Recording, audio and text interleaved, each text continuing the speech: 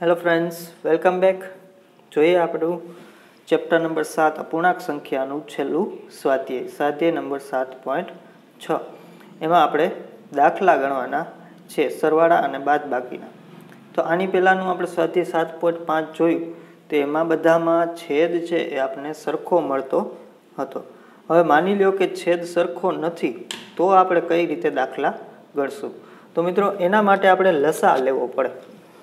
તો 3 અને 7 છેદમાં છે, તો 3 અને 7નો સાઈડમાં લસા લઈ લેવાનો, એટલે કે 3 1 3 7 એમને, પછી 7 1 7, તો 7 ગુણ્યા 3 એટલે કે આપણો લસા કેટલો આવ્યો? 21. તો આમાં બંનેમાં છેદમાં 21 આવવા પડે, એટલે 3ને હું કેટલા વડે ગુણું તો મને 21 મળે. તો 2 છેદમાં 3 છે એને જો હું 7 હારે ગુણીશ તો મને 21 મળી જશે. 3 7 21.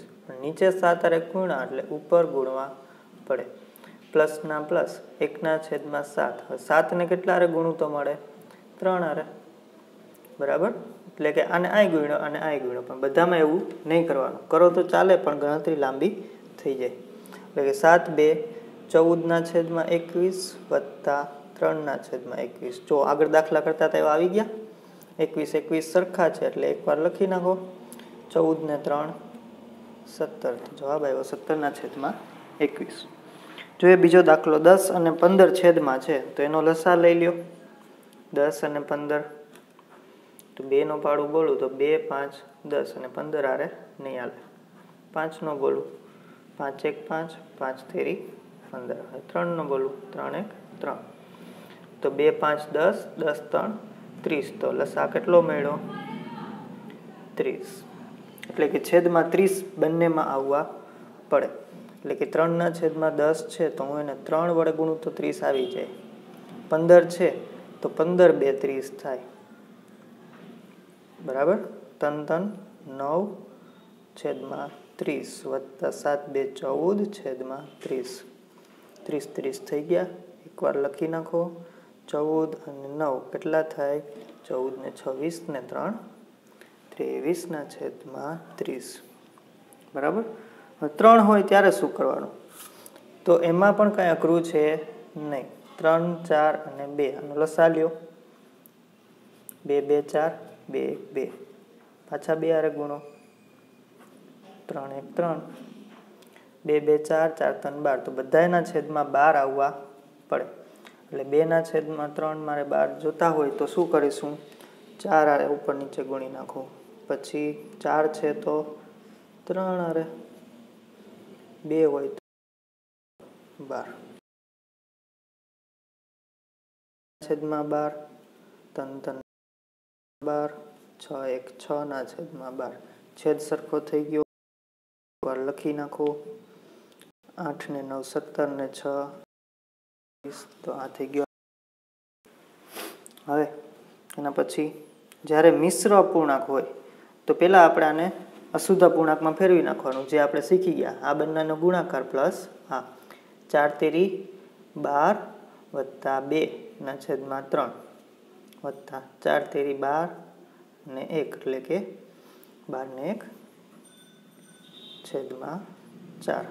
આ હોય છેદ હોય એ છેદમાં જ લખવાનો. 3 છે તો 3 લખ્યા, 4 છે તો 4 લખ્યા. 12 ને 2 14 છેદમાં 3 વત્તા 13 છેદમાં 4.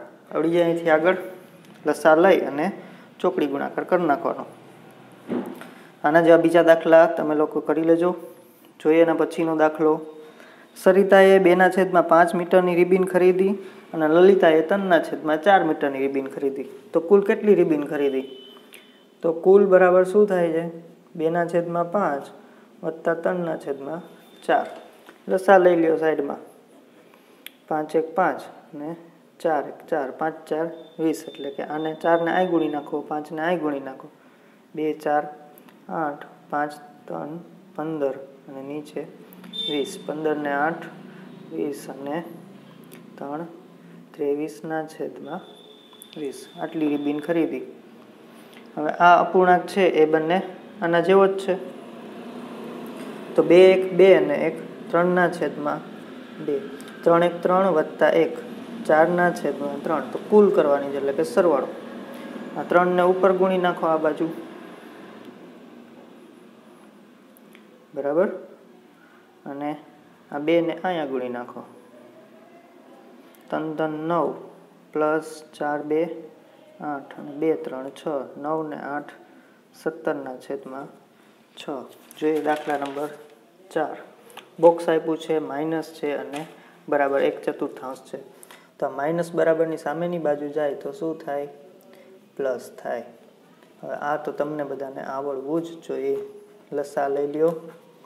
2 2 2 4 4 2 1 2 2 2 4 2 એટલે લસા આવશે 8. એટલે કે અહીંયા તો 8 છે જ, એટલે એને એક હારે ગુણો અથવા તો એમને મૂકી દો. અહીંયા કેટલા વારે ગુણવા જશે?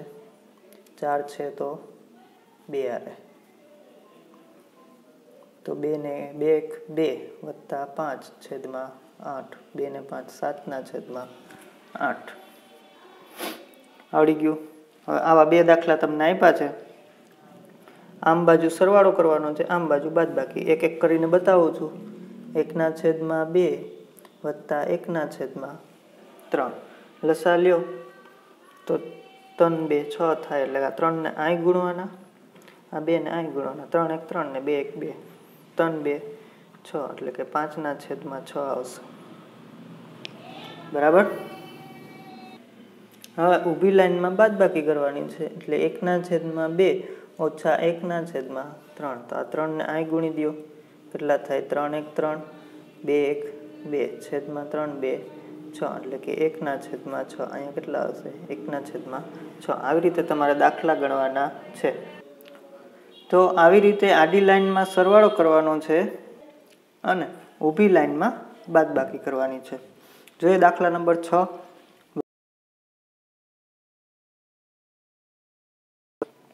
એમાંથી એક ટુકડો 1/4 મીટર લાંબો છે, તો બીજા ટુકડાની લંબાઈ કેટલી હશે? તો 7/8 હતો, એમાંથી 1/4 થઈ ગયો, તો કેટલો વધ્યો? તો આમાં શું કરવું પડે? આપણે બાકી કરીએ ને તો ખબર પડે કે કેટલો ઓછો થયો. 8 રૂપિયા હોય ને 4 રૂપિયા વયા જાય તો શું થાય? 4 વધે. કેમ ખબર પડી? બાદબાકી કરી એટલે. તો હવે છેદ અલગ અલગ છે, 8 અને 4, તો લસા લઈ લેવાનો. આપણે બધાને ખબર છે, છતાં કરી નાખીએ. 2 4 8 2 2 4 પાછા 2 હારે 2 2 4 2 1 2 2 1 2 1 અને 1 2 2 4 4 2 8 8 લસા આવે. તો આને કંઈ ગુણવાની જરૂર નથી, પણ અહીંયા 2 હારે ગુણવા પડશે. એટલે કે 7/8 ઓછા 2 1 2/8. 7 માંથી 2 જાય એટલે કે 5/8. તો 5/8 છે એ બીજા ટુકડાની લંબાઈ હશે. 7મો દાખલો. નંદિનીનું ઘર તેની શાળાથી 9/10 કિલોમીટર દૂર છે. હવે થોડુંક ચાલીને બાકીનું જે અંતર છે એ બસમાં કાપે છે. બસમાં એટલું કાપ્યું, તો હવે બેયનો તફાવત લઈ લઈએ આપણે, તો ખબર પડી જાય કે ચાલીને કેટલું અંતર કાપ્યું. તો બાદબાકી કરવા માટે છેદ સરખા જોઈએ. આપણી પાસે છે નહીં એટલે સરખા કરવા પડે, લસા લેવો પડે. તો 2 5 10 2 1 2 5 હારે ભાગ હલાવો, 5 1 5 એટલે લસા થાય 5 2 ને 10. અહીંયા તો 10 છે જ એટલે એને એમનેમ રાખી દો.